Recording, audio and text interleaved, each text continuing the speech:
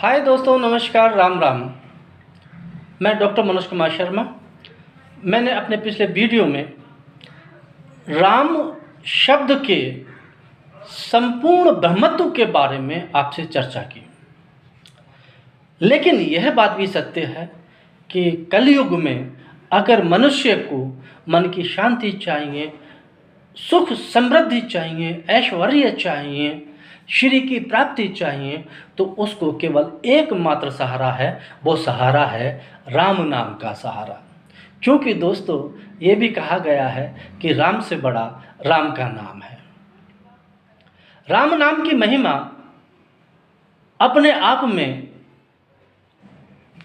विस्तार लिए हुए है, और जिसने इस राम नाम की महिमा को पार पाना तो दूर, उसका स्मरण करना ही शुरू कर दिया तो उसके युग युगांतर के जन्मों के सारे पाप कष्ट दूर हो जाते हैं। और ये कहा जाता है कि जो पुष्कर में नहाने के बाद आपके दोष दूर नहीं होते हैं, प्रयाग में नहाने से, कुंभ में नहाने से आपके दोष दूर नहीं होते हैं, वो मात्र केवल राम के स्मरण से आपके रोग, आपके कष्ट, आपके दुख, आपके जितने भी पाप हैं वो सब नष्ट हो जाते हैं। इसलिए राम का चिंतन करने से आप अपना आज भी सुधार सकते हैं, अपना कल भी सुधार सकते हैं। इसलिए राम का चिंतन करिए, तन से करिए, मन से करिए, पूरे मन को केंद्रित करके उसके अंदर राम शब्द को रखकर पूरे ध्यान से अगर राम का स्मरण करेंगे तो ये मंत्रों का महामंत्र है, आपको तुरंत सिद्ध होगा। ऐसा मैं विश्वास के साथ आपसे कह सकता हूँ दोस्तों। अब भगवान श्री राम के नाम से पहले मैंने जैसे अभी कहा कि राम से पहले राम का महत्व है, नाम का महत्व है। रमन्ते योगिनः यस्मिन् रामः, राम ही योगियों की आध्यात्मिक शक्ति हैं, उनके आध्यात्मिक भूख हैं, आध्यात्मिक भोजन हैं, आध्यात्मिक आनंद हैं और आध्यात्मिक प्रसन्नता के स्रोत हैं। राम की महिमा तो ऐसी है जिसका गुणगान करना किसी भी मनुष्य के लिए संभव नहीं है। दोस्तों, राम नाम की महिमा पर मुझे अभी एक कहानी याद आई, उसका कुछ अंश मैं आपको सुनाता हूँ। चूँकि मध्यकाल हमारा संतों का काल था, या कह लीजिए एक पुनर्जागरण का काल था। विभिन्न सगुण भक्ति के संत रहे हों, चाहे निर्गुण भक्ति शाखा के संत रहे हों, सभी ने समाज सुधार के लिए अपने अपने स्तर पर प्रयत्न करें। ऐसे ही निर्गुण भक्ति शाखा के हमारे एक महान कवि हुए हैं कबीरदास जी। कबीरदास जी के पुत्र थे कमाल। वो भी संत प्रवृत्ति के थे। अगर कबीर निर्गुण शाखा से थे तो कमाल सगुण शाखा के भक्त थे। तो एक बार ऐसा हुआ कि राम नाम की महिमा से, संयोग से कमाल के द्वारा किसी कोढ़ी का कोढ़ दूर हो गया। कमाल को बड़ी प्रसन्नता हुई कि उसने राम नाम की महिमा का ज्ञान प्राप्त कर लिया। वो बड़े खुशी होकर कबीरदास जी के पास गए और कबीरदास जी से बोले कि मैंने राम नाम की महिमा का ज्ञान कर लिया है और उसका स्वरूप जान लिया है। कबीरदास जी ये सुन के प्रसन्न नहीं हुए।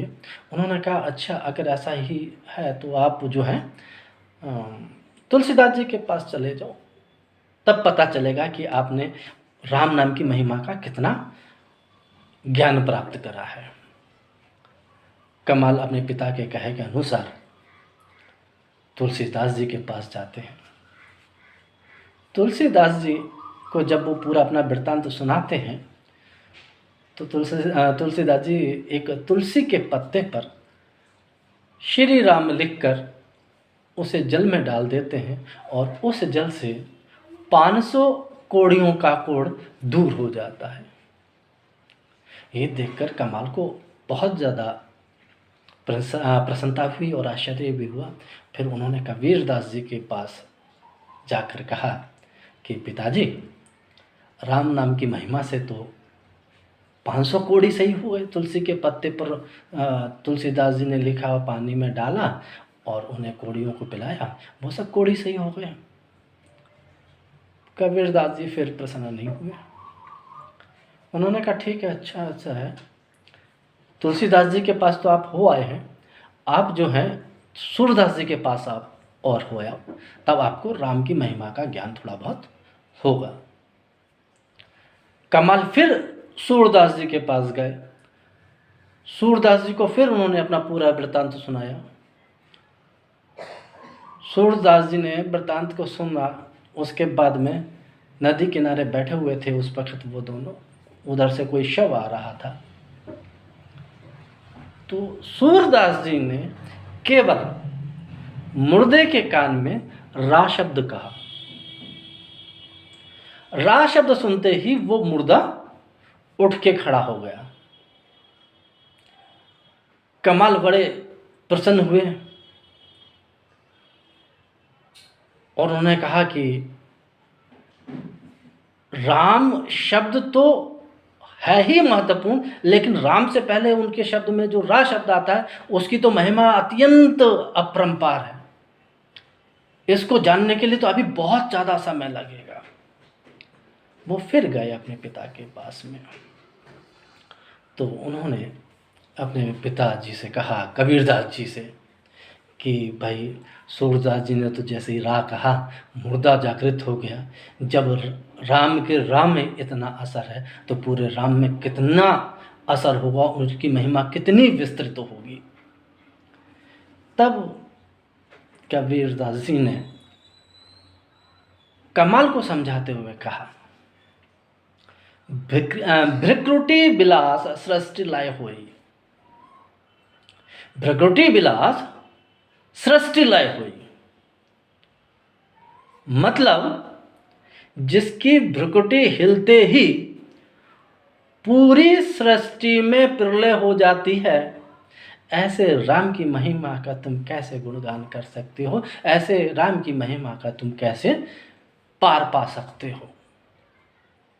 दोस्तों, कई सारी कहानियां हैं, कई सारी किंवदंतियां हैं। इस किंवदंती को मात्र सुनाने का मेरा एक उद्देश्य यह था कि राम शब्द की महिमा अपरंपार है। पार ब्रह्म परमेश्वर राम उनसे भी बाहर है। एक सुंदरकांड में दोहा आता है, जब विभीषण रावण को समझाते हैं और उनसे कहते हैं, तात राम नहीं नर भूपाला, भुवनेश्वर कालहु कर काला, ब्रह्म अनामय अज भगवंता, व्यापक अजित अनादि अनंता। इसका मतलब यह होता है, विभीषण ने रावण से कहा कि हे भाई, हे मेरे बड़े भाई, राम मनुष्यों के ही राजा नहीं हैं, वो तो समस्त लोकों के स्वामी हैं। काल भी उनके इशारे पर, उनकी भ्रकुटी के इशारे पर चलता है। वो संपूर्ण ऐश्वर्य, यश, लक्ष्मी, धर्म, वैराग्य और सभी ज्ञानों के भंडार हैं।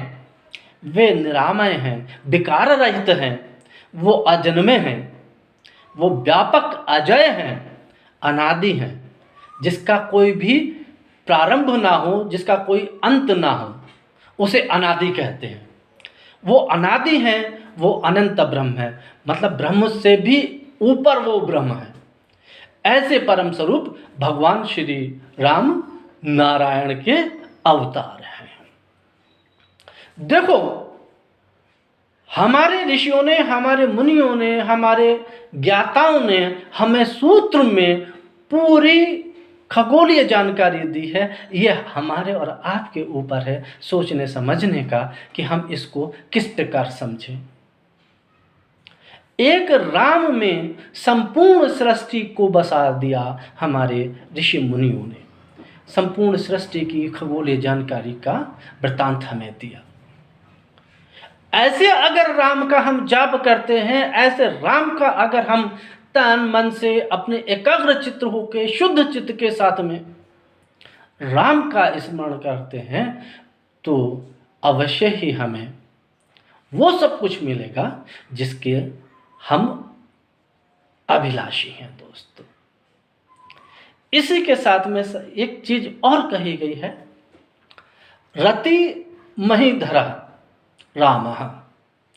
अब इसमें रति में प्रथम शब्द जो है वो रा है, और महीधर में भी प्रथम शब्द जो है वो माँ है। दोनों को अगर मिलाते हैं तो वो आता है राम। अर्थात रति महीधरा संपूर्ण विश्व की सर्वश्रेष्ठ ज्योतित सत्ता, जिनसे सभी ज्योतित सत्ताएं, मतलब ऐसी प्रकाशमान सत्ता है जिससे जो इस सृष्टि में प्रकाशमान है वस्तुएं हैं, वो सब उस प्रकाशमान सत्ता से अपनी ज्योति को प्राप्त करती हैं। रावणस्य मरणम रामः, रावण शब्द का प्रथम अक्षर रा और मरणम में म, राम यहाँ पे भी दोनों को देख लो तो राम बनता है दोस्तों। यानी एक राम ही है जो आपके अंतःकरण में बसे हुए अहंकार रूपी रावण को, या बुराइयों के अधीन जो मनुष्य हो जाता है, जिसका मन विकार युक्त हो जाता है, ऐसे रावण को केवल राम ही मार सकते हैं। इसलिए राम की महिमा अपरंपार है। मैं आज मात्र इतना ही आपको बताना चाहता हूँ, क्योंकि फिर मैं अपने अगले वीडियो में आपके साथ में जो रामायण में प्रसिद्ध चौपाइयाँ हैं उनको किस प्रकार पढ़ें जिससे आपके मनोरथ सिद्ध हों, राम नाम से आप किस प्रकार अपने कार्य को सिद्ध कर सकते हैं, वो मैं आपको बताऊंगा। मेरा आप सभी से अनुरोध है, जो मेरे वीडियोस को लाइक कर रहे हैं, मेरे वीडियोस को पसंद कर रहे हैं, वो अपने दोस्तों से भी, अपने मित्रों से भी, अपने शुभ चिंतकों से भी मेरे वीडियो से, मेरे चैनल से जुड़ने का प्रयास करें। उनसे कहें मेरे चैनल के साथ जुड़ें। मैं राम की महिमा का व्याख्यान नहीं कर सकता, मैं एक तुच्छ प्राणी हूँ, लेकिन हाँ, जितना राम महिमा से, उनके प्रसाद से हमें लाभ मिल सकता है, वो किस तरीके से मिलेगा, उसका मैं एक सूत्र उनकी चौपाइयों के माध्यम से आपके सामने रखूँगा। तब तक के लिए नमस्कार, धन्यवाद।